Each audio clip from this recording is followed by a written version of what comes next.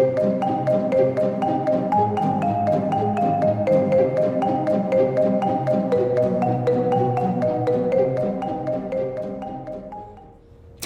welcome back to my channel. Today's video will be going into decorating all of my Dollar Tree items that I had purchased, as well as making a few DIYs. I hope you enjoy.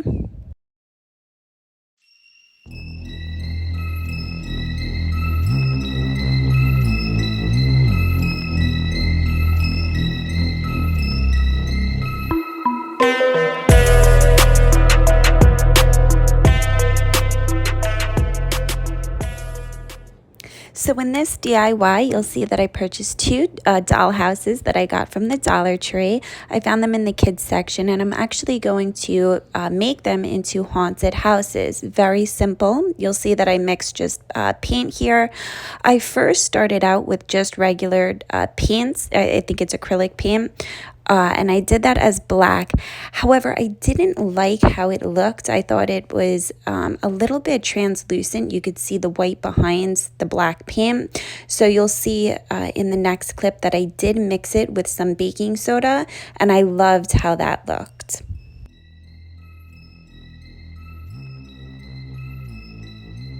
One thing to mention is that you really don't have to worry about the lines here. You can see that I was really concerned that the paint was going over the lines.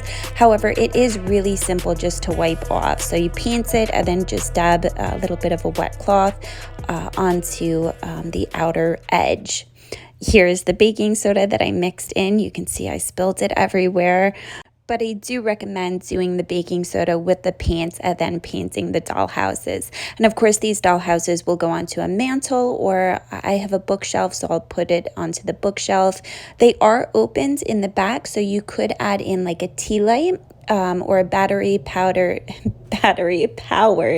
tea light into the inside of it. I wasn't sure how much baking soda to mix, so I kind of played around with this until I got the texture that I wanted. I liked it a little bit thicker just because it had a better effect on the haunted house. So kind of eyeball that. I probably used maybe, I would say a teaspoon to 2 teaspoons of baking powder. And when I say baking powder, I mean baking soda. Please bear with me. I'm running on about 3 hours of sleep.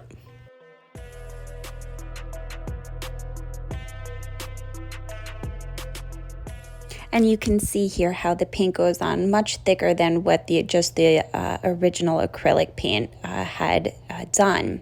So I really like this. You do have to go over it a few times. I went over it about twice, but the overall effect was what I was looking for. So it came out really nice.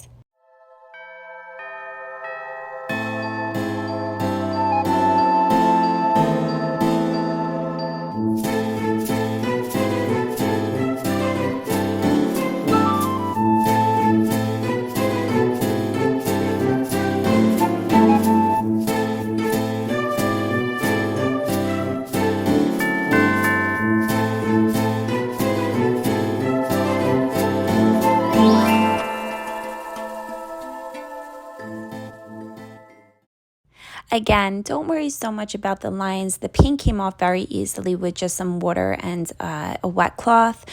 And I think I actually painted that window, the outer edge of that window. I think I painted it gray. So I was just taking my time here because I wasn't sure, but after trial and error, it did come off very easily. So if you do have one of these doll houses that you found from the Dollar Tree and you are making this DIY, just know that it's a very simple and forgiving paint job.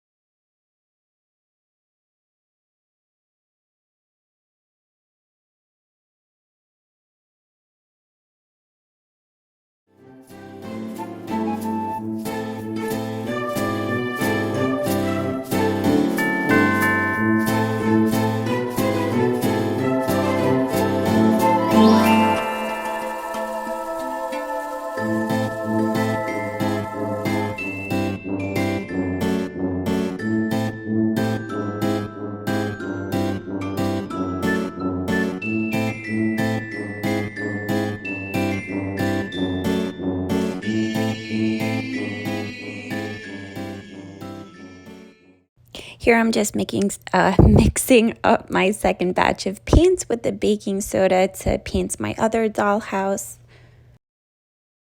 And you can see that I actually switched paintbrushes for the second dollhouse. I did a larger paintbrush. I found that the larger paintbrush was easier to work with. So just something to keep in mind if you are doing this DIY.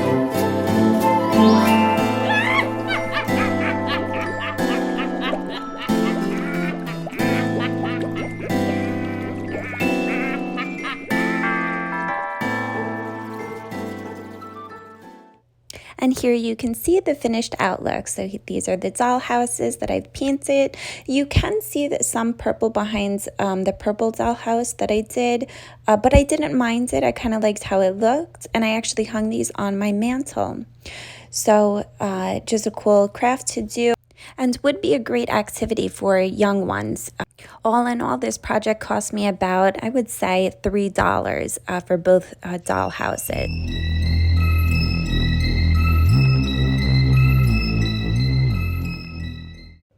So in this next DIY, I made some doorknob jewelry. I don't know the technical term for it. I've always called it doorknob jewelry. And I always feel like I get looked at weird, but it's just a craft to do to hang on your doorknob. So these items are all from the dollar store. These leaves, the glitter leaves, I think they have them every year or so, I was told. Then I found this little witch's broom. I think that's what it's called, within the dollar store. So I thought that would be really nice combined together. That leaf has a little pin on the back. So I just hooked in the tool. I found this pretty tool within the dollar store, so just kind of playing around here to figure out what would work. And I just wanted to highlight the tool here. I love all of the tool that the dollar store sells, or at least lately. I thought that that was really pretty, so... I also was thinking of how I was going to cut the tool before I actually incorporated into the craft that I was making. So you can see I'm kind of contemplating here.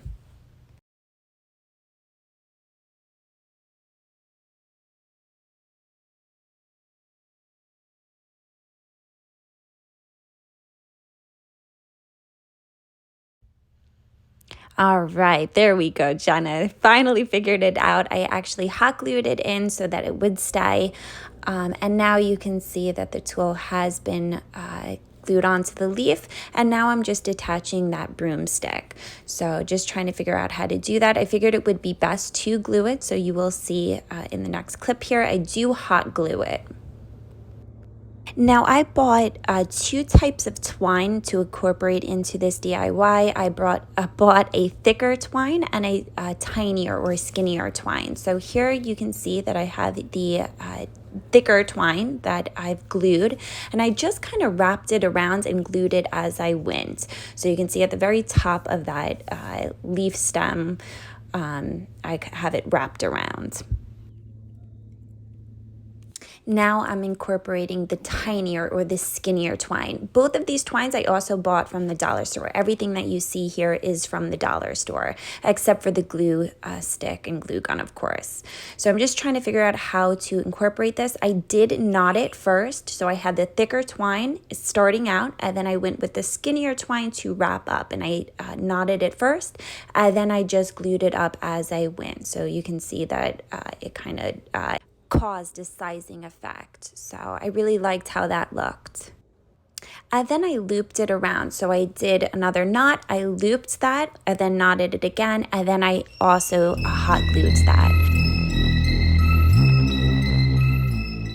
So in this final DIY, I did a moon out of the wreath that I got from the dollar store, and then drawer liners I used. You can see that I zip tied the wreath, so I did cut that down, and then I zip tied both ends.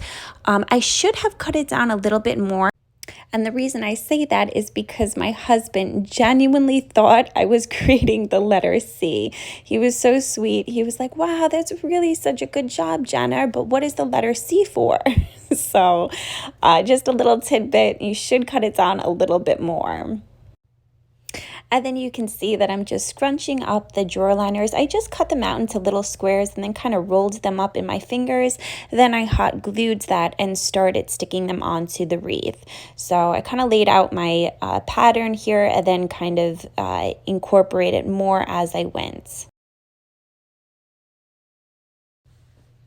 And then you can see that I did incorporate rhinestones and pearls here. I had these little rhinestone gems that I had bought from Michael's quite a while ago, but I figured I would use them. I did start off with super glue, but it took me such a long time to glue on individually, so I figured I would try it with my glue gun, which ended up working so much better. It did still take me a while to do it, but I'm like that. I'm kind of a perfectionist, but that is the overall end effect.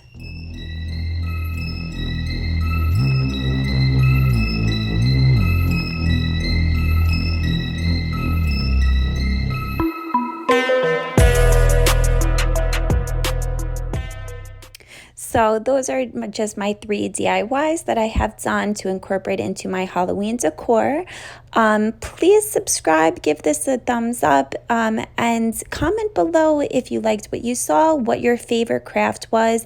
Also, I'm curious to know, what is your favorite Halloween activity or a favorite Halloween memory? I would love to know. Mine is just always doing arts and crafts with my mom and my sisters every Halloween.